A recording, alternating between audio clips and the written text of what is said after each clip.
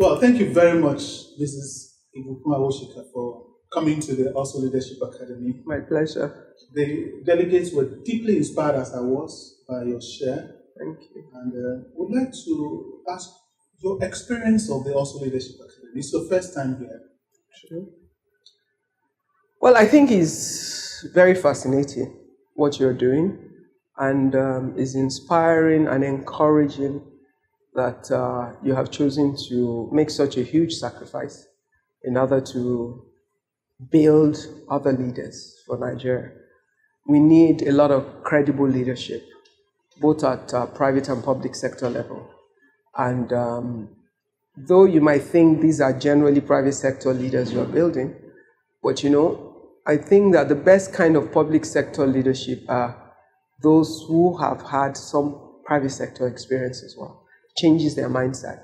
So the impact of what you're doing, I don't think you'll be able to tell for a while in terms of where they will show up.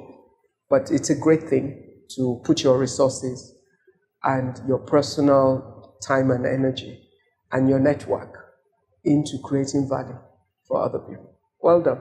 Thank you very much. And when you talk about network and time, that brings me to the second question. I mean, you are the chairman of First Bank, you're on Cadbury, at some point in time you're on the financial, the investment, Nigerian Sovereign Investment Authority. It's all full-time job.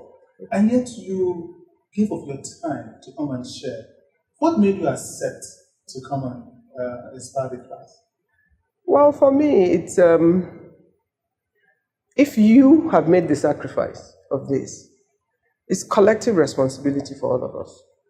And I think all we can do is for all of us to pool our resources together in order to build our country. We owe it to ourselves and to future generations to build a better country for our children and even for ourselves. Because I want a great Nigeria in my lifetime.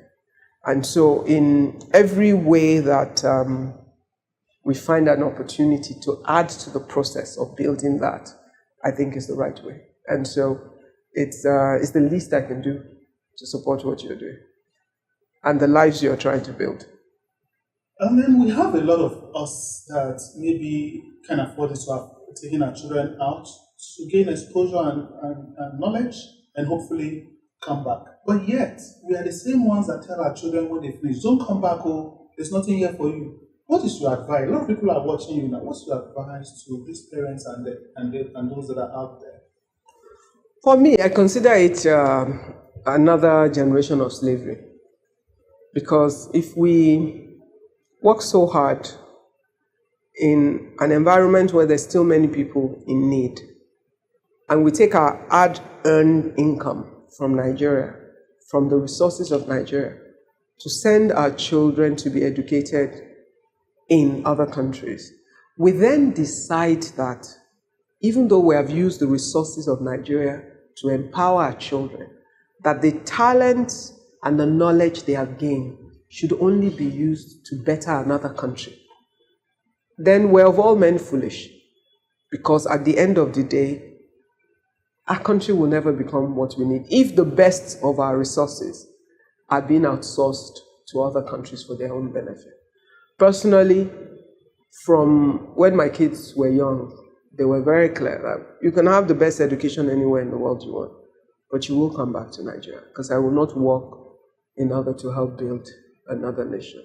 That we have to do the best we can to use our resources to build a nation. I know it's tough.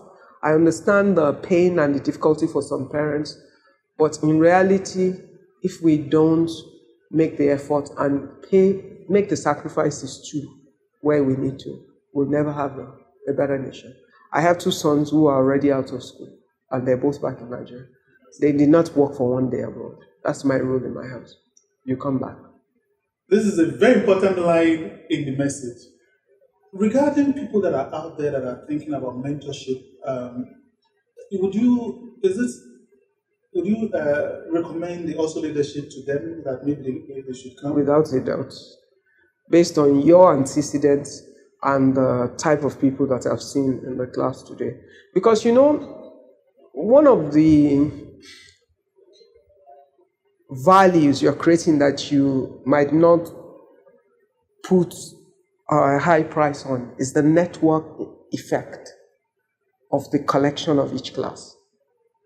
Because everybody is going to come with different mindset into one classroom. And by the time they're through the course, you would find that there would be a group influence. They will have inductive effect on one another.